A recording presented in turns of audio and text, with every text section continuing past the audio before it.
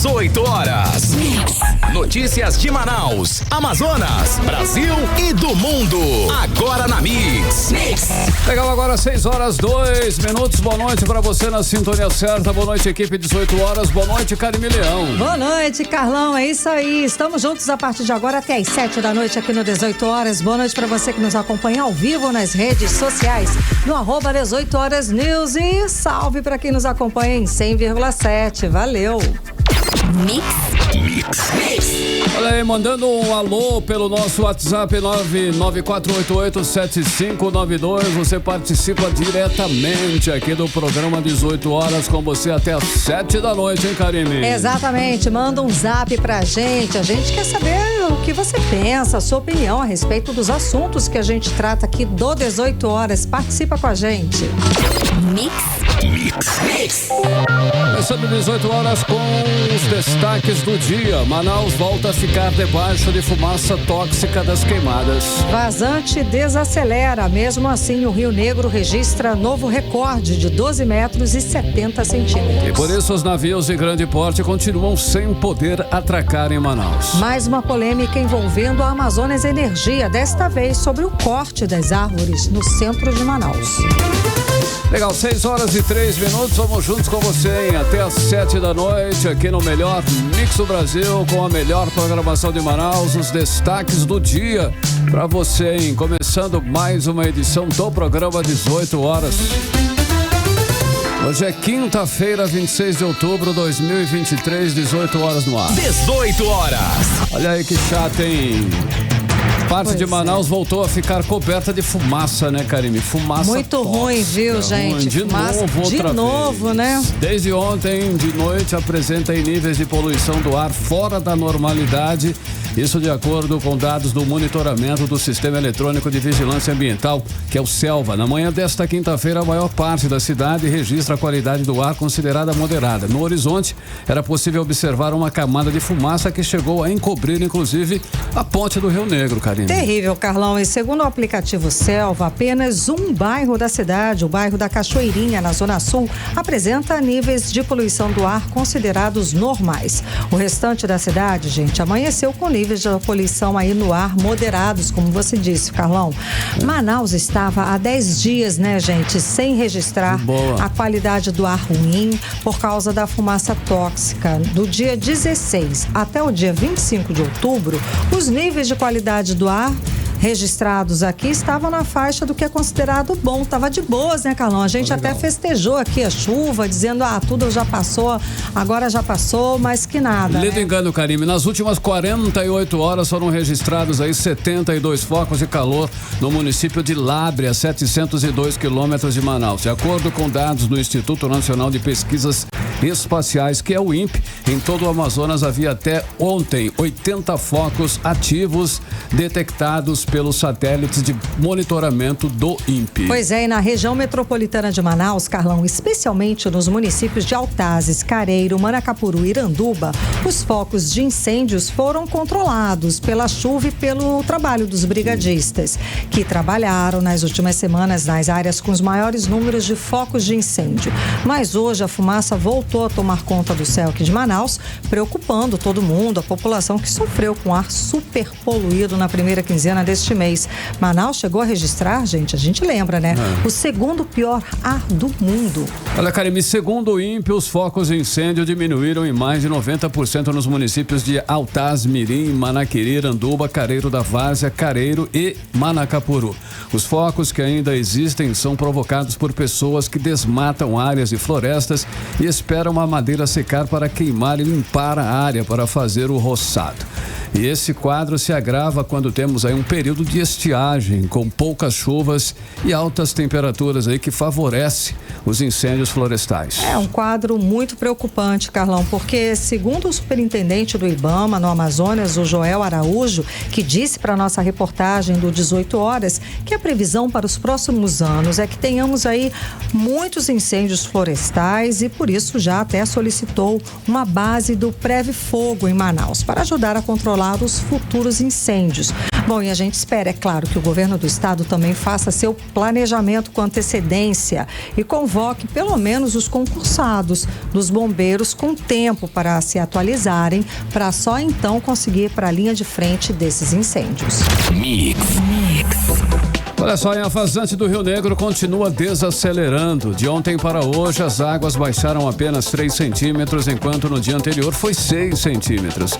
E a média diária da semana ficou em 10 centímetros de descida. E com isso, hoje de manhã, o Rio Negro registrou um novo recorde de 12 metros e 70 centímetros. Bem abaixo do registrado na última seca histórica, em 2010, quando chegou a 13 metros e 63 centímetros. E com um nível tão baixo, desde que o nível começou a ser monitorado há mais de 120 anos, os navios de grande porte continuam sem poder chegar, sem poder atracar aqui em Manaus, Karine. E a repórter Nathalie Moraes, Carlão, está acompanhando essa situação, tem mais informações pra gente, ela está aqui ao vivo. Boa noite, Nathalie. Então, o principal porto de Manaus, que recebe matéria-prima e componentes para as empresas do Distrito Industrial, está há um mês sem conseguir receber navios, não é?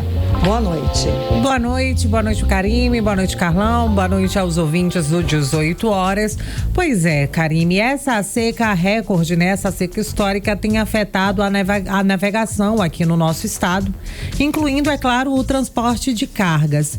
E os superterminais, que é um porto privado que atende principalmente a Zona Franca de Manaus, está entre os locais que precisaram aí se readequar a essa realidade, né, que a gente vem enfrentando aí por conta da seca, porque depois de mais de um mês de dificuldades, o porto recebeu o primeiro navio cargueiro, ainda assim, Karime, somente com 10% da capacidade, né? Isso porque toda essa situação da seca que vem atingindo aí a maior parte, né, aqui do Amazonas, inclusive a gente vai, né, atualizar o boletim dos 62 municípios aqui no estado, 60 estão em emergência, é claro, incluindo a nossa capital aqui em Manaus. Mas os superterminais, que fica localizado ali no bairro da Colônia Oliveira Machado, na zona sul aqui da capital, montou uma super operação.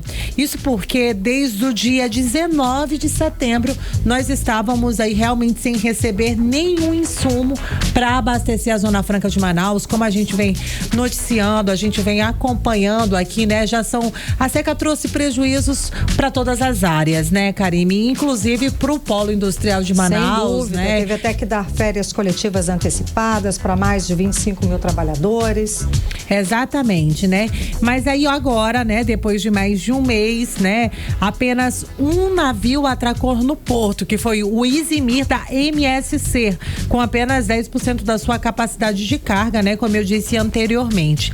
Ele chegou aqui no porto no último sábado com 140 contêineres abastecidos com insumos, né, claro, para a Zona Franca de Manaus. Nesta semana, o navio deixou já, inclusive, a nossa capital, abastecido com outros 110 contêineres, né? Então, assim, isso daí já traz uma certa esperança pra gente, né? Pro navio chegar até aqui a nossa cidade, até a nossa capital, uma operação muito complexa foi montada por esse porto privativo. Mas esse navio, Karime e Carlão, ele só realmente conseguiu chegar aqui ao terminal portuário devido às suas características. Isso porque ele é bem menor do que os navios convencionais. Ele tem cerca de 184 metros somente. Enquanto a média dos navios que chegam aqui, né, que realmente atracam nos portos aqui da nossa cidade, tem cerca de 220 metros. E para essa operação foram necessários aí diversos cálculos para permitir que o navio conseguisse passar nas áreas mais críticas dos rios, porque a gente sabe, né, a seca ela não afeta só o Rio Negro, né, como a gente realmente vem mostrando, principalmente aquela região ali do Tabocal, nas proximidades de Itacoatiara, é um dos pontos mais críticos e foram feitos inúmeros cálculos e felizmente essas mercadorias conseguiram chegar por aqui. Mas ontem, né, como a gente falou, balsa, né, uma balsa, um empurrador, na verdade, o Luiz Felipe II também conseguiu chegar por aqui. Ele atracou lá no porto do Chibatão com 180 contêineres. Ele transportou aí lá toda essa carga ela veio do Pará, Karime. Como a gente, né, eles montaram toda uma operação que saiu lá do município de Barcarena, do Porto da Vila do Conde, que é um município que fica ali na região metropolitana de Belém. E aí chegou aqui na nossa capital, essas balsas, né, já transportavam cerca de 1.600 contêineres dos navios que paravam, né, que já tinham parado por conta dessa situação, de toda essa crise aqui da seca. E aí eles conseguiram chegar aqui, né, na nossa capital nessa quarta-feira. Hoje o Rio Negro, né, como vocês bem disseram, né, voltou a reduzir o ritmo de descida e chegou aí a reduzir somente 3 centímetros nas últimas 24 horas. Mas a gente, né, pra gente entender um pouco mais, né, porque apesar disso, a cheia ainda deve demorar um pouco mais para iniciar, segundo a previsão do Serviço Geológico do Brasil. Eu conversei hoje com a pesquisadora Jussara Arcuri e ela ressaltou que além de Manaus, o Amazonas ainda enfrenta um processo de recessão dos rios em algumas estações, como por exemplo no Rio Solimões, que ele inclusive já voltou a subir. No município de Tabatinga, por exemplo, no extremo oeste aqui do estado, desde domingo, Karime, o rio já subiu aí cerca de 99 centímetros. E até hoje, a cota do rio lá no município está em 1,19 metros e a tendência é que continue enchendo. Para a gente entender um pouco mais, né, como é que está funcionando todo esse processo, a gente vai conferir agora o que disse a pesquisadora do Serviço Geológico do Brasil, Jussara Arcuri. A estiagem ali do Alto Solimões, ela já está com características que se encerrou, principalmente ali em Tabatinga, que já apresenta subidas e subidas de forma de recuperação. Então, isso ocorre principalmente em razão das chuvas isoladas ali dos Andes, das bacias ou subbacias que alimentam os Solimões, como é o caso do Maranhão, Amazonas, o Caiali, que estão em processos de subida. 18 horas. Nós ouvimos aí a fala da Jussara Arcuri, ela que é pesquisadora do Serviço Geológico do Brasil, né? E ela bem explicou que a subida do Rio Solimões realmente enfraqueceu. E inclusive a vazante lá em Coari e em Tefé, né? Que vem sofrendo com a estiagem severa, também já registrou subida ali dos rios daquela região. Houve subida também no Alto Rio Negro, na região de São Gabriel da Cachoeira, Barcelos e em Santa Isabel. O nível da água agora subiu cerca de 5 centímetros por dia. Como a gente disse, né, aqui em Manaus o rio já começou a desacelerar a vazante, né, mas a gente realmente deve esperar aí o que deve chover nos próximos dias, já que a gente sabe que é só o que cai lá longe, né, lá na calha, né, do Rio Madeira. Demoram cerca de 10 dias pra gente ter esse levantamento aqui, mas a previsão é de chuva, como explica a pesquisadora, lá na calha do Rio Madeira, viu? O que a gente tem de previsão de chuva para essa semana seriam chuvas concentradas na parte norte, ali na região de São Gabriel, justamente onde está subindo. E no restante da semana, por exemplo, a partir de sexta-feira, a gente já vai ter chuvas isoladas e concentradas na região dos Andes, que ajuda o Solimões, essa recuperação no Solimões. Mas chuvas distribuídas ao longo da bacia, ainda não há previsão no momento, talvez só para novembro. 18 horas. Karime e Carlão, são notícias, né, que podem trazer um ânimo pra gente, já que a gente sabe que tem muita gente sofrendo com essa seca. Segundo o boletim do Comitê de Intersetorial de Enfrentamento da Situação de Emergência Ambiental, divulgado hoje, os municípios de Apuí e Presidente Figueiredo, que eram os únicos 2 municípios dos 62 municípios aqui do estado que apresentavam situação de normalidade, entraram em situação de alerta.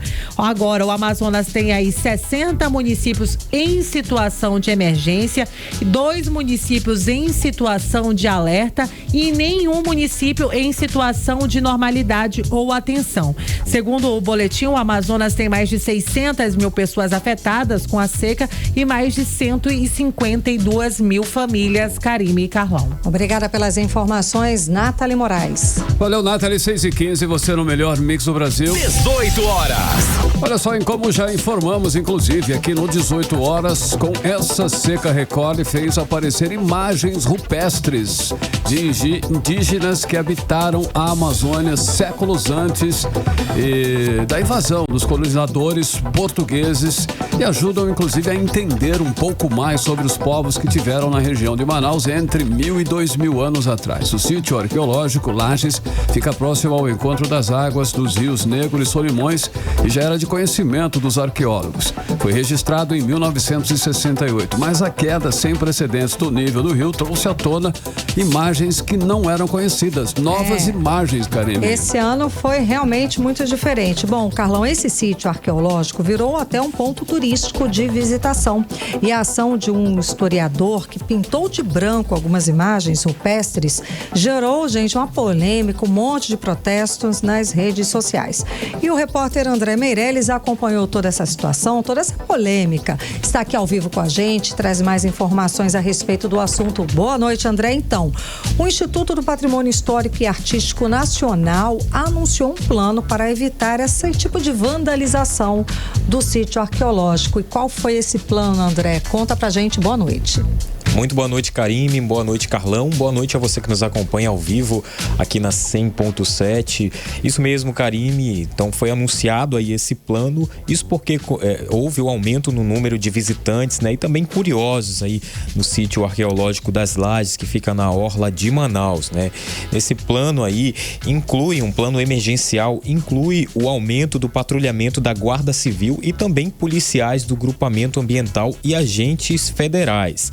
Isso foi com o intuito de evitar possíveis danos aos bens, né, arqueológicos durante o período da estiagem, né? Mas o que acontece? Olha só, na última terça-feira, um grupo foi até esse local e um dos integrantes aplicou uma tinta de pigmentação natural em uma das gravuras que possui aí aproximadamente 2.000 anos, né? O grupo divulgou um vídeo fazendo ali toda a ação, isso foi divulgado nas redes sociais e que rapidamente esse vídeo se espalhou, só que aí gerou críticas de especialistas, artistas e até lideranças indígenas. E com essa repercussão, que não foi nada boa, né? Foi uma repercussão negativa, as publicações acabaram sendo apagadas e foi feito por eles ali pelo grupo um pedido de desculpas e publicado nas redes sociais. Eu procurei um desses integrantes, que é o Otoni, né?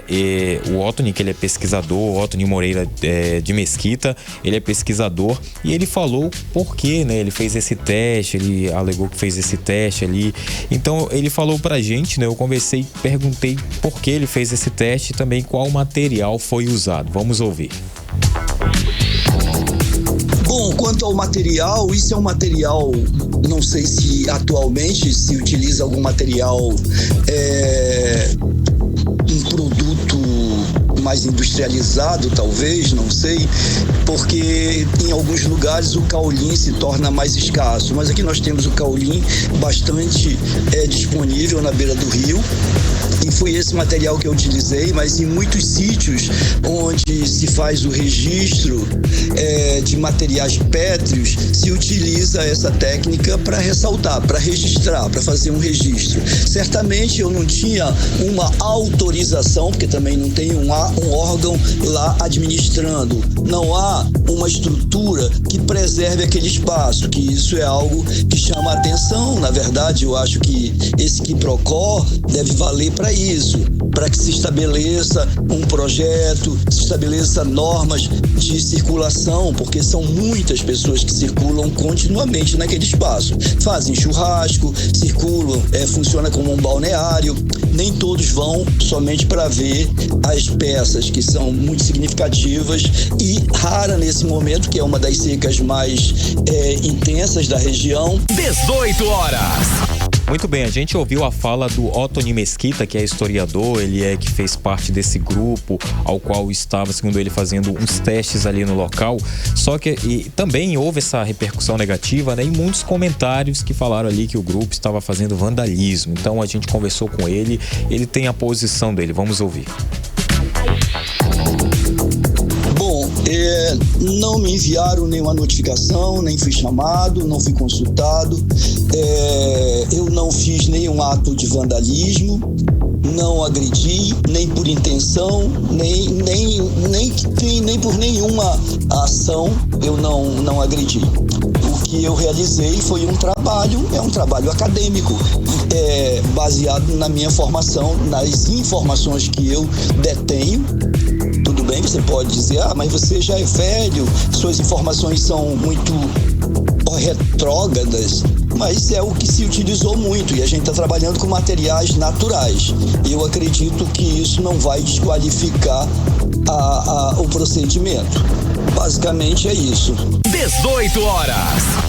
Muito bem, a gente ouviu a fala do historiador Otoni Mesquita e também, o historiador alegou não ter pedido permissão porque ali não havia um órgão fiscalizador, Mas procuramos aí o IPAM, que é o Instituto do Patrimônio Histórico e Artístico Nacional, que por meio de nota afirmou que o lugar pertence à União e é considerado patrimônio cultural brasileiro, por isso é necessário preservá-lo, Karime Carlão. Ok, muitíssimo obrigada pelas informações, André Meirelles. Valeu, André Meirelles, 6h22, boa noite pra você na sintonia certa. 18 horas. Olha só, em Amazonas Energia de novo, sendo detonada, cancelada nas redes sociais por conta do trabalho que vem sendo feito na poda de árvores no centro de Manaus.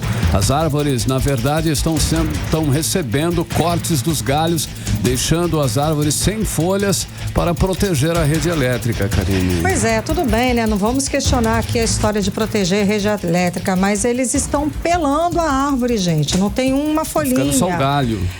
No momento em que estamos passando, de novo noticiando quente. A qualidade do ar com fumaças, estão acabando com as árvores. Isso é criminoso, Carlão. Estão cortando os galhos de árvores frondosas, deixando só o esqueleto, ou seja, poucos galhos, não tem folha nenhuma por ali, de forma inadequada que está sendo feito esse serviço. Além do crime ambiental, está deixando o visual muito feio, tá? Como se as árvores estivessem morrendo, tá muito estranho.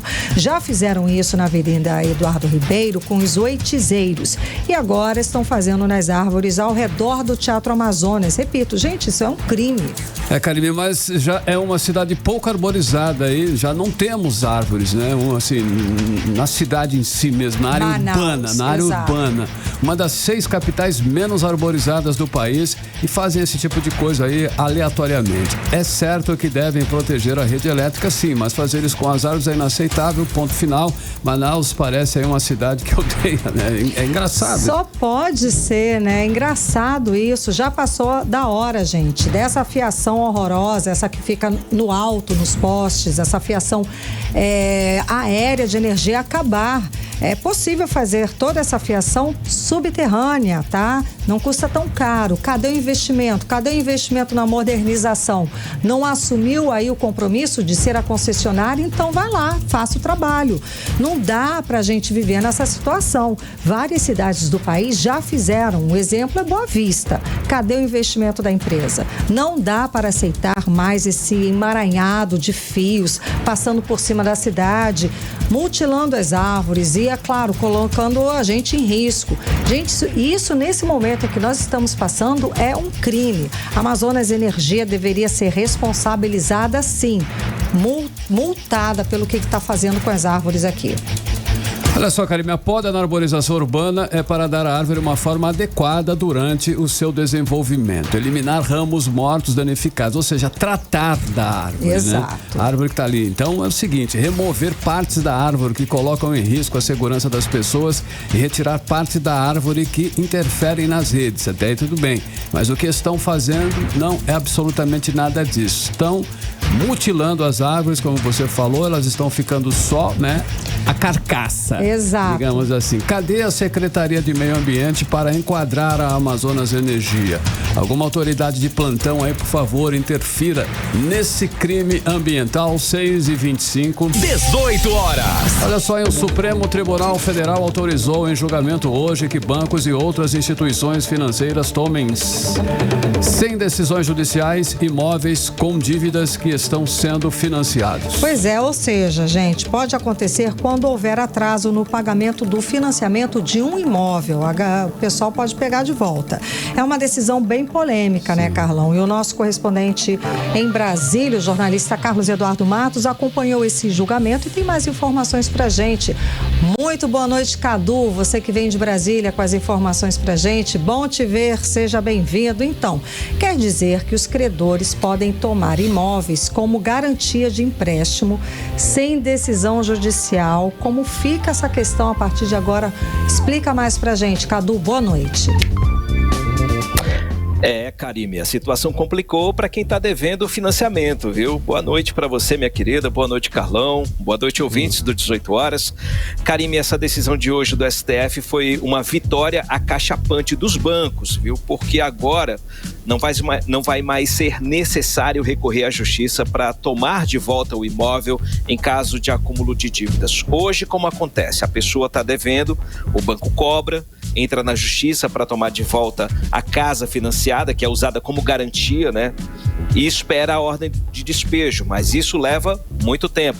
Com essa decisão do STF de hoje, o banco pode tomar de volta a casa financiada fazendo uso de uma execução extrajudicial, que é um procedimento jurídico menos burocrático e bem menos demorado, né? Então, as pessoas que estão em dívidas com o banco, parcelas atrasadas há muito tempo, tem que ficar de olho, Karime, tomar cuidado para evitar surpresas. Mas, claro, importante a gente dizer, tem que haver um comunicado prévio da parte da instituição financeira, anunciando que a tomada do imóvel, cumprindo todas as medidas os procedimentos, que essa medida é extrajudicial, né?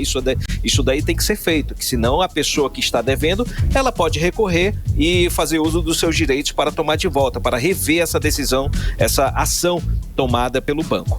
Essa decisão do STF, Karime, favorável aos bancos, foi de 8-2. O relator, o ministro Luiz Fux, ele votou pela dispensa da ordem judicial e aí os demais ministros seguiram o voto do relator. Só quem foi contra foram os ministros Edson Fachin e Carmen Lúcia. O ministro Luiz Fux, ele argumentou que essa medida aumenta o crédito imobiliário e diminui a taxa de juros, porque reduz os custos judiciais com essa modalidade de crédito. Será mesmo? Para, né, Cadu? Reduz taxa de juros Tá bom, que história da carochinha é essa, gente? Nárnia. Lá em Nárnia, a baita Carlão, história da carochinha. A gente que se lasca, a gente que deu, o povo que tá devendo também, né? Exato. Karime, Carlão.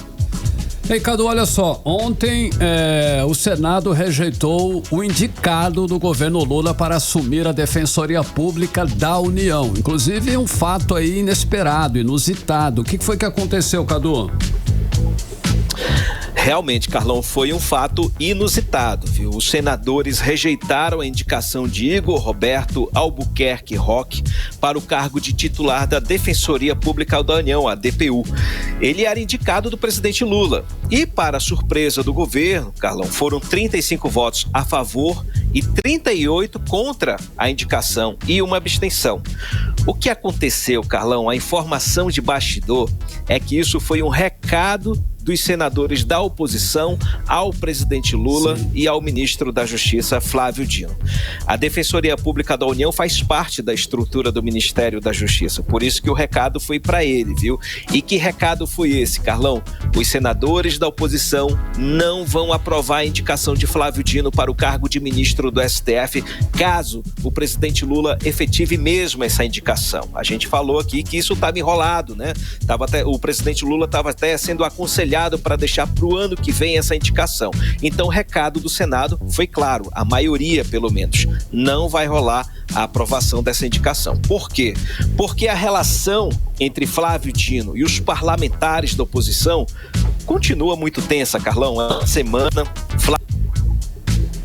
a segunda convocação, viu? Feita pela Comissão de Segurança Pública e Crime Organizado da Câmara, que é composta quase 100% por deputados bolsonaristas, e Flávio Dino disse que não iria porque tem deputado andando armado lá dentro da Câmara. Ele não teve provas para fazer esse argumento, mas deu essa justificativa. Isso irritou bastante os parlamentares. E ontem ele justificou a ausência nessa comissão de segurança pública, mas ontem ele foi para outra comissão, a de fiscalização financeira e controle, que é mais de centro. E lá ele deu uma mastigada em alguns deputados, né?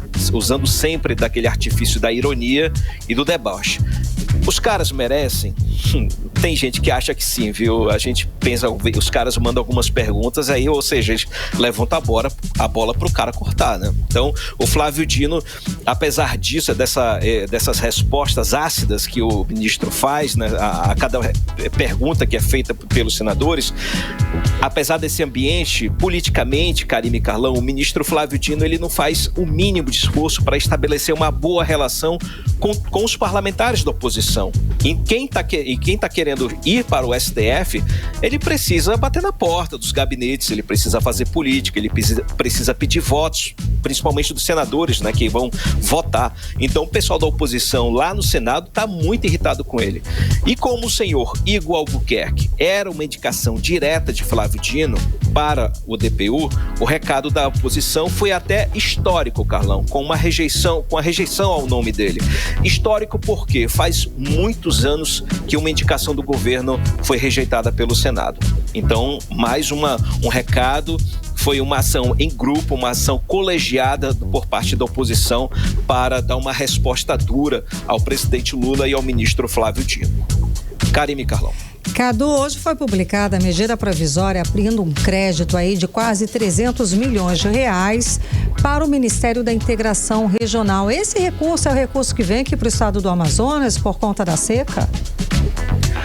Provavelmente, Karime, como você disse, hoje o Poder Executivo, ele editou a MP 1191. Ela libera aí 259 milhões de reais via Ministério da Integração e do Desenvolvimento Regional, que gerencia a Defesa Civil. Esse recurso vai ser usado em despesas emergenciais referente à crise climática em todo o país, incluindo os estados da região norte, São Paulo, Paraná, Santa Catarina e Rio Grande do Sul. Isso daí é o que está dito dentro da MP, tá? A maior parte desse valor, 185 milhões, vai ser usada com aquisição de material, pagamento de diárias, entre outros gastos que são inerentes desse trabalho emergencial de combate à seca, de controle das chuvas, né? O trabalho manual que é feito, né? Mas, Karime, o deputado Silas Câmara, ele anunciou nas redes sociais que parte desse dinheiro vai sim ser repassada aos municípios que tiveram a calamidade pública decretada no estado do Amazonas. Então, eu falei com o deputado Silas agora à tarde e ele reafirmou, ele confirmou aí que o valor vai ser repassado às prefeituras. Vamos ouvir o que ele disse. Exatamente, os 61 milhões, um pouquinho mais de 61 milhões, são os recursos que foram compromissos do governo federal através do Ministério do Desenvolvimento Regional e Integração, ministro Valdez Góes, e do secretário nacional da Defesa Civil, Volney Queiroz, cujos 61 milhões foram compartilhados, distribuídos através de um entendimento com a Associação de Municípios, alguns já empenhados, prontos para pagamento, e outros sendo analisados, empenhados. Portanto, todos os municípios afetados, são 54 municípios e mais Manaus, receberão parte desses recursos para atender a necessidade da população nesse momento de seca e fogo no estado do Amazonas. 18 horas. A gente acompanhou a fala do deputado federal Silas Câmara a respeito dessa verba que está chegando aí do governo federal para ajudar as cidades afetadas pela seca e pelas queimadas. Cadu. A gente só frisa, Karime, que essa é uma fala do deputado Silas Câmara, mas esse encaminhamento de recursos às prefeituras não está expresso nessa medida provisória. tá bom? Então sim. é importante a gente dizer isso, que parte desse recurso ele está encaminhando aí uma parte para compra de equipamento, pagamento de diária, algumas ações aí que são emergenciais, né? Retirada de árvore, tudo que é atividade humana e que demanda custeio, esse dinheiro aí no valor de 259 milhões vai ser encaminhado para isso. Agora, ele fala localidades, estados da região norte, Rio Grande do Sul, São Paulo, enfim, mas não encaminha diretamente para as prefeituras do estado do Amazonas. Mas como o deputado Silas, que é um articulador, ele vem trabalhando nesse sentido, ele está adiantando essa informação para as prefeituras. Agora, hoje de manhã saiu além dessa medida provisória que saiu hoje à tarde, no início da manhã saiu no Diário Oficial uma portaria também da Secretaria Nacional de Defesa Civil autorizando o empenho de repasse para o município de Manaus no valor de 2.554 mil reais para execução de ações de resposta com relação à área da defesa civil, né? Que no caso seria o combate às queimadas e também a questão da seca, né?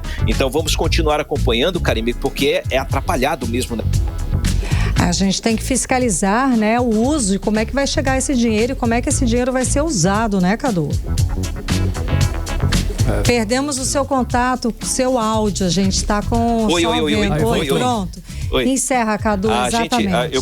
Temos que fiscalizar. Eu procurei a assessoria de imprensa do Ministério e eles não têm detalhes sobre o encaminhamento desse recurso. Então é preciso que haja uma fiscalização transparente de todo esse dinheiro que está sendo encaminhado para Manaus e também para os municípios do estado do Amazonas. Beleza. Volto com vocês, Karime e Carlão. Obrigada pelas informações, Cadu. Até amanhã. Valeu, Cadu. 6h37, você no melhor mix do Brasil. 18 horas. Olha só, daqui a pouquinho você vai conferir aqui no 18 horas. Operação policial apreende mais de 95 mil reais em Manaus. Nosso assunto é instantes, já. 18 horas. E agora nós vamos conferir a previsão do tempo, em tempo e temperatura para amanhã, já sexta-feira. É com você, Karime Leão. Previsão do tempo. Para esta sexta-feira, a previsão é de sol e aumento de nuvens de manhã com pancadas de chuva à tarde. À noite, o tempo fica aberto. A mínima prevista é de 27 graus, a máxima pode chegar a 36 graus. As chances de chuva são de 67%. E a umidade relativa do ar fica entre 43% e 92%. Mix.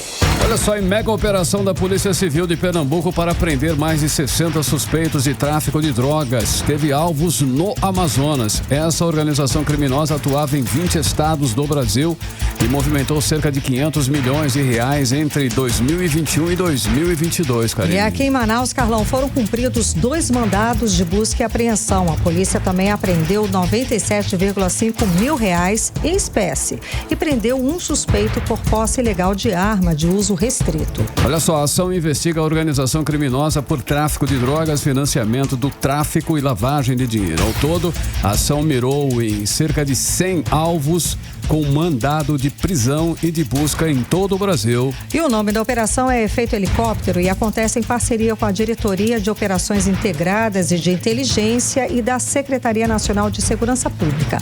Ao todo, Carlão, estão sendo investigadas 140 pessoas em todo o país. Foram emitidos 66 mandados de prisão temporária e 30 dias e 84 buscas e apreensões domiciliares. Mix. Olha só, vamos falar agora de economia, que a maioria dos reajustes salariais com data base no mês de setembro na região norte ficou acima do índice de inflação, aponta o DIEESE. Bom, de acordo com a economista Denise Cassama, o reajuste salarial acima da inflação significa que o aumento não só recompôs a perda da inflação, como também proporcionou um ganho real para o trabalhador. Vamos acompanhar mais detalhes agora na reportagem de Odinei Araújo. O Departamento Intersindical de Estudos Socioeconômico, DIEESE, verificou que a maioria dos reajustes salariais nas negociações de trabalhadores com data base em setembro terminou com ganhos acima da inflação, medida pelo Índice Nacional de Preços ao Consumidor, INPC. Ainda segundo o DIEESE, essa realidade foi verificada nas negociações concluídas até 13 de outubro na região norte.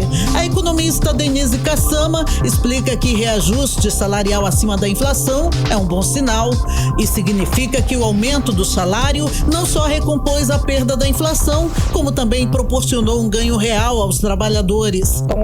A inflação dos últimos 12 meses, o IPCA foi de 5,19%. Qualquer aumento de salário acima desse percentual já consiste em um ganho real, né? Um aumento real do salário. Então isso é muito importante, né? Acredito até por conta de um passado difícil, oriundo aí de baixa produtividade da pandemia, baixo faturamento. Ainda conforme a economista Denise Kassama, quanto às perspectivas para os próximos meses, é necessário prudência. Já está havendo uma tendência de aumento da inflação, né? A inflação já subiu 0,26% em relação ao mesmo período do ano passado, né, de setembro de 2022. Então, existem alguns itens, principalmente a questão dos alimentos, que estão muito sujeitos à questão de safras, de exportação, de importação. Então, há uma pressão inflacionária por parte dos alimentos. Então, entendo que a gente tem que acompanhar com bastante prudência. O Sudeste teve o maior percentual de reajustes acima da inflação em setembro, foram 82,1%. Em seguida, aparecem as regiões Centro-Oeste, 79%, Sul, 76,8%, Norte, 74,3% e Nordeste, 70,8%. O DIEESE informou ainda que, na média nacional, quase 72% das 256 negociações salariais resultaram em aumento superior ao índice de preços. Odneia Araújo para o 18 horas. Você está ouvindo 18 horas. Agora 6h42 e neste sábado um grupo de mulheres que lutaram e venceram o câncer de mama promovem a 3ª edição do projeto Apenas um Toque, Karine. Carlão, e o evento faz alusão ao Outubro Rosa, campanha de conscientização contra o câncer de mama e útero no Amazonas. E a repórter Nathalie Moraes acompanhou toda a movimentação e traz os detalhes pra gente. O Amazonas deve registrar 5.450 novos casos de câncer em 2023, segundo um levantamento do Instituto Nacional do Câncer. A estimativa do órgão é que os tipos mais comuns da doença entre os amazonenses este ano seja o de útero e mama. O mastologista e diretor-presidente da Fundação Centro de Controle de Oncologia do Estado, Gerson Mourão, reforçou a importância do autoexame nas mulheres. Mulher que ainda menstrua precisa fazer o seu autoexame imediatamente depois da parada da menstruação, que é quando a mama está mais sequinha, está menos dolorida e você consegue identificar alguns caroços. Para as pessoas que não menstruam, por exemplo, a pessoa na menopausa, ela pode escolher um dia no mês e ela vai e faz esse mesmo exame. O que ela tem que ficar atento quando examina a mama? A coisa que ela tem que estar mais atento é no nódulo, que ele cresce lentamente, ele é duro como uma pedra e ele fica preso na mama, ele não se move. Então essa é a primeira preocupação que ela tem que ter. E não esquecer que a mamografia ela é importante a partir dos 40 anos, que ela faça anualmente esse exame. Aqui em Manaus, um grupo de mulheres que lutaram e venceram o câncer de mama se reúnem nesse sábado, a partir das 4 da tarde, no Largo de São Sebastião, para a 3ª edição do projeto Apenas um Toque, evento que faz alusão ao Outubro Rosa. Durante o evento Apenas um Toque, vão acontecer palestras com médicos mastologistas e oncologistas, atrações artísticas e um show especial com levantadores de toadas dos Bumbais de Parintins em frente ao Teatro Amazonas, que neste mês está iluminado com a cor rosa da campanha nacional de prevenção ao câncer. Também estarão disponíveis serviços de acolhimento psicológico e de fisioterapia, essenciais para dar força às mulheres que estão enfrentando a doença. Mônica Dantas, que venceu o câncer e é a apoiadora da causa, reforçou a importância de todas as mulheres participarem da ação. Apenas um toque, meninas, viu para participar dessa campanha linda que vai acontecer sábado às 16 horas aqui no teatro, em frente ao Teatro Amazonas.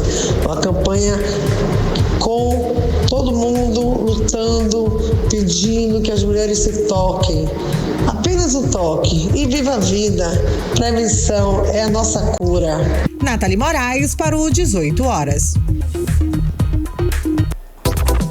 Olha só, a indústria brasileira de ar-condicionado é tema da conferência Associação Nacional dos Fabricantes de Produtos Eletroeletrônicos em Manaus, cara. Carlão, a Zona Franca de Manaus é o segundo maior polo fabricante de ar-condicionado do mundo, gente, não é qualquer coisa não, tá? Perdendo apenas para a China e é responsável pelo abastecimento, é claro, de todo o país. Vamos acompanhar mais detalhes agora na reportagem de Odinei Araújo. Empresários e autoridades do Amazonas se reuniram hoje no auditório da Suframa, em Manaus, para discutir sobre política industrial para o setor de condicionadores de ar e tendências da refrigeração no Brasil. Os caminhos passam pela produção de equipamentos cada vez mais eficientes, sustentáveis e acessíveis. O Amazonas detém o segundo maior polo fabricante de ar-condicionado do mundo e é responsável pelo abastecimento do mercado nacional. E de acordo com o presidente da Eletros, Associação Nacional dos Fabricantes de Produtos Eletroeletrônicos, José Jorge Júnior, as vantagens em manter e expandir o polo industrial de ar-condicionado em Manaus vão além da geração de riqueza e empregos. O polo industrial de Manaus ele é o segundo maior polo fabricante de ar-condicionado do mundo, perdendo somente para a China. Poucas pessoas sabem disso daí. É um setor que emprega mais de 10 mil pessoas, com as suas 13 indústrias nacionais e multinacionais instaladas na cidade de Manaus, com produção aí das maiores do mundo. Já chegamos a produzir quase 6 milhões de ar-condicionados.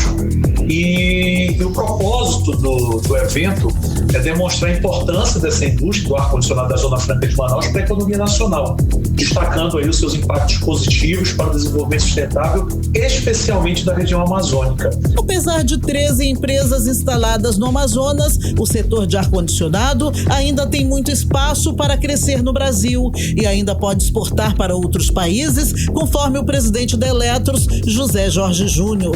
Nós temos hoje 13 fabricantes, há uma expectativa da chegada de mais 2 fabricantes na Zona Franca de Manaus, né? E isso se dá muito porque o Amazonas tem esse colchão de valorização para a indústria deste setor. Qualquer mudança nesse sentido, de incentivo fiscal estadual, a gente tem o risco de a gente desconstruir isso daí. As variações climáticas, como desse ano, e o impacto desses fenômenos na demanda para a indústria de ar-condicionado também fizeram parte das discussões. O excesso de calor em várias regiões do país impactou e aumentou a compra de ar-condicionado no Brasil. Somente no primeiro semestre de 2023, a venda de aparelhos cresceu 16% em relação a 2022. Foram vendidos quase 1,5 milhão de condicionadores de ar de janeiro a junho no Brasil. Odinei Araújo para o 18 horas. Você está ouvindo 18 horas.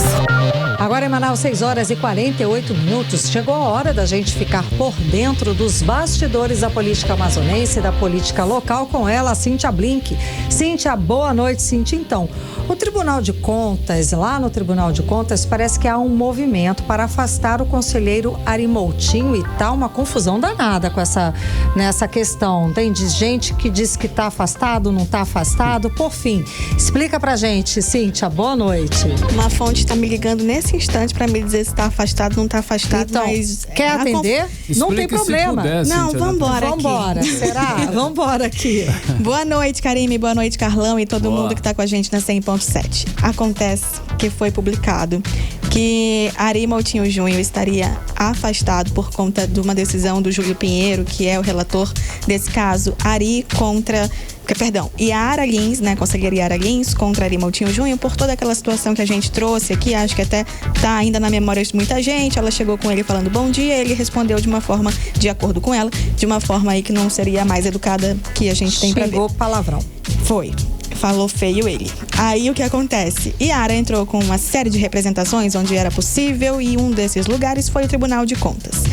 Agora, Júlio Pinheiro emite aí uma decisão em que é dito que Ari Moutinho Júnior, está afastado do Tribunal de Contas. Por que isso? Até para que os dois não se encontrem. De acordo com o relator ali, é importante que eles não se vejam, porque isso pode trazer mais algum tipo de briga. Então, até o julgamento ser concluído, Ari Moutinho Júnior está afastado. Essa foi a decisão, mas o Tribunal de Contas fala que não houve o afastamento. Na verdade, ele pode vir a ser afastado. A decisão para o relator é que ele seja afastado, mas ainda precisa que o Pleno do Tribunal de Contas faça esse julgamento. Não foi feito o julgamento hoje, apesar do Pleno do Tribunal de Contas ficar mais de 1 hora reunido, tá? Ficaram mais de 1 hora reunido em uma reunião, um julgamento sigiloso ali, porque só podia participar quem estava ali presente, não podia nem a Yara. A Yara estava presente, mas ela não pôde participar porque ela é parte.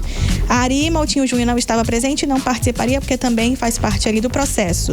Ao mesmo tempo, a gente tem Fabian Barbosa. Esse conselheiro também foi impedido porque ele é testemunha do caso, então ele não poderia participar.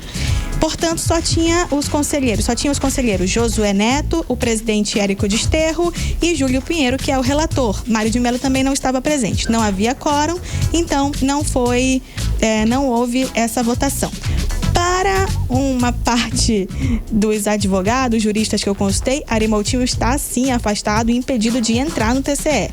Para o Tribunal de Contas, oficialmente aí uma nota do presidente, não há nenhum conselheiro afastado. Blink, tá afastado ou não tá? Eu não sei. Nem eles conseguiram explicar. Gente, nem eles conseguiram explicar, porque a nota que eles emitiram não é em português, então é preciso decifrar. A nota, eles estão deixando claro que não houve um afastamento. Entretanto, há juristas que acompanharam, né, o texto do que foi emitido aqui, e aí o que está sendo dito para os juristas, a interpretação é sim, está afastado sim. Olha aí. Então é muito complicado. Mas vamos falar de Assembleia? Vamos lá. Vamos sair um pouco do Tribunal de Contas? Diga lá. A Assembleia hoje votaria o PPA, né? O Plano Plurianual. Entretanto, o Plano Plurianual, vamos só deixar claro, é o programa orçamentário do Estado todo, tá? Dos próximos 4 anos, do ano seguinte, 2024, 25, 26, 27. Só que não foi votado. E também, o que foi feito hoje? Na verdade, aquela sessão que não tem meio nada, é uma sessão que tá rolando, mas não teve nada de muito relevante. Teve, assim, homenagem, né? Claro. Praxe ao Amazonas FC e título para o Sassá, que é um dos jogadores, já adiantando aqui assunto trazendo um pouco de futebol, que daqui a pouco tem aqui. E aí teve o comandante Dan cobrando, então, as emendas do PPA para a área de segurança, deixando claro que isso tem que ser votado logo. Também teve, agora que o deputado Wilker Barreto veio xingar aquele economista que a gente falou ontem, lembra? Que falou que a zona... hoje que chegou lá para ele. E também... foi isso, basicamente. Aquele que chamou a Zona Franca... De uma aberração. Alexandre Schwartzman. Isso mesmo, Carlão. O único que sabe falar alemão aqui. Então, a Assembleia foi um pouco assim, mas para a semana que vem é esperado, sim, que a gente fale sobre PPA, porque... segunda-feira vão reunir, né? Os aprovados no concurso de segurança e Corpo de Bombeiros vão reunir às 4 horas da tarde com o governador Wilson Lima. Lembrando que para eles ali é uma pauta bem importante ter o destino do orçamento para que sejam chamados esses aprovados. Eles estão muito acompanhando isso, estão de olho, encheram a sessão na quarta-feira. Desde quarta-feira que o PPA tá para ser aprovado, tá para ser analisado e aprovado, né? E PPA é coisa importante pra caramba. A gente não tá muito no nosso dia a dia, mas é isso que define tudo, né? O que vai pra saúde, o que vai pra educação, o que vai pra segurança, que é o que vai formar esse quadro. A gente sabe que tem uma defasagem altíssima de policiais e bombeiros. E eu vou ficar de olho para que a gente continue acompanhando e possa ver como é que vai ficar a distribuição aí orçamentária. Também LOA, né? Também fala do orçamento já para o ano seguinte. Esse é mais imediato. E vou tentar desvendar esse mistério do TCE prometo. Se eu descobrir algo antes do programa acabar, eu trago, mando pra Karime, mando em sinal de... Fumaça não, que eu não gosto disso em Manaus, mas... Ela faz dália pra gente. Eu vou fazer qualquer coisa. Ela vai me sinalizar, pode deixar. Vai dar tudo certo, confia em mim. Eu volto amanhã. Ok. Obrigada pela... segunda, né? Não, amanhã perdão, é sexta. Amanhã é sexta. Ela tá apurando aqui, gente. O telefone dela não para de tocar, as pessoas, as fontes dela aqui avisando. Presidente. Querendo falar com ela. Tô já respondendo. Obrigada, Cíntia. Valeu, Cíntia. Até amanhã, agora 6h55. Você no melhor mix do Brasil. 18 horas. Economia. Muito bem, vamos conferir os indicadores econômicos de hoje. O dólar fechou em queda de 0,23%, cotado a R$ 4,99. O euro fechou o dia em 0,36%, comercializado a R$ 5,26. E o Bitcoin encerrou o dia valorizado em 2,08%, comercializado a R$ 171 mil. O Ibovespa encerrou a sessão em alta de 1,73% aos 114.776 pontos. E segundo o levantamento da Serasa, os débitos com bancos e cartão de crédito registraram o menor nível do ano neste mês de setembro. Em comparação com agosto, a redução foi de 0,31 ponto percentual. Já os valores das contas básicas de luz, água e gás caíram 0,64 ponto percentual. Mix. 18 horas. Esporte. Bem, vamos agora falar de esporte. Cid Soares na área. Inclusive, eu tô achando o Cid assim meio tristinho, meio cabisbaixo, meio... Sei lá, não tem ninguém triste aqui, não. Sei lá o quê. Não, eu sou Flamengo, amigo. Tá louco? O flamenguista lá fica triste. Flamenguista fica triste, tá maluco? Couve? Não couve. Nada. Ficará melhor agora que eu vou falar pra você. Olha, ontem o Flamengo jogou muito, mas não foi o suficiente pra vencer o Grêmio em casa, claro. Bom, o jogo foi válido aí pela 29ª rodada do Campeonato Brasileiro. A partida foi realmente eletrizante, pra dizer o mínimo, hein? Principalmente no segundo tempo, né? O duelo se encerrou em 3-2 para o tricolor. O Flamengo abriu o placar com Everton Cebolinha, Ferreirinha, Natan, Fernandes. Foi de virada, hein? Foi de virada. E André, né? Viraram para o time gaúcho. Luiz Araújo fechou o marcador da arena. 3-2 Flamengo. Enfim, é isso. Acontece. O Fluminense também conquistou vitória de virada sobre o Goiás, só que lá foi 5-2, parceiro. Também válido pela 29ª rodada do Campeonato Brasileiro no Raulino de Oliveira, e o Goiás largou na frente com gols de Alane Babi. O Flusão, né, reagiu com Felipe Melo. Arias fez 2 e o Keno, fez 2 também. Mesmo sem entrar em campo, olha essa, 29ª rodada, né? Já que o duelo com Fortaleza foi adiado, Botafogo segue com 7 pontos de diferença no primeiro lugar da tabela de classificação. Segundo lugar, Bragantino perdeu a chance de se aproximar ao ser derrotado pelo Atlético Mineiro por 2-1 ontem à noite. E estão em campo neste exato momento Vasco e Internacional. Aliás, está no intervalo. Adivinha quem tá ganhando? Adivinha quem tá ganhando? Vasco. Internacional 1-0. Virou rotina! Carinho, Rio do coração agora, hein? Ai, Gê, ó, cuidado que a onça vai te pegar, hein, Vascaíno? Oi! Virou rotina em Santiago. Em Santiago do Chile, Rebeca Andrade no pódio é rotina.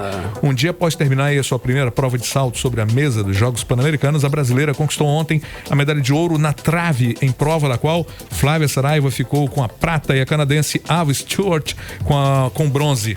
Excelente experiência aí no primeiro Pan-Americano da Rebeca, que além dos ouros na trave e no salto sobre a mesa, conquistou pratas nas barras assimétricas e na prova de equipe. A equipe brasileira de natação encerrou sua participação nos Jogos Olímpicos, que estão aí sendo disputados lá em Santiago do Chile, com um total de 25 medalhas, 7 ouros, 7 pratas e 11 bronzes. Santos e Curitiba, daqui a pouquinho, 8h30, né, no futebol dos Jogos Pan-Americanos, e, claro, tem Brasil e Colômbia. É isso. Valeu, Cid Soares. Fechamos até amanhã, meninos. Fechamos até amanhã. Fiquem com Deus. Agora 6h59, você no melhor mix do Brasil. 18 horas. E seguimos direto para o editorial 18 horas. Editorial 18 horas. A reforma fiscal é um bom momento para as lideranças políticas do estado discutirem o modelo da Zona Franca de Manaus. Todos sabem que o Amazonas não sobrevive sem a Zona Franca. O regime de incentivos fiscais também grande parte dos empregos e a maior parte da arrecadação de impostos no estado dependem da Zona Franca. Mas isso não é tudo. Mesmo com a Zona Franca, o Amazonas é o segundo estado com o maior índice de pobreza e é o segundo com o maior índice de desmatamento da floresta. As lideranças não podem simplesmente ficar refratárias às críticas e nada apresentarem para melhorar o modelo. Algumas se recusam, inclusive, sequer a discutir, porque tanta riqueza não chega à maioria do povo. Outras fecham os olhos para os desvios dos recursos nos ralos do desperdício, da incompetência e da corrupção. A melhoria urgente dos tristes indicadores sociais e econômicos do Amazonas deveria ser a contrapartida obrigatória do modelo. E a melhoria da qualidade de vida da população é a melhor e a mais inteligente forma de defender a Zona Franca de Manaus. 18 horas. 7 horas, Karime. Boa noite. Boa noite, um beijo. Até amanhã. Até amanhã. Você ouviu 18 horas. As notícias do Brasil e do mundo. De volta amanhã.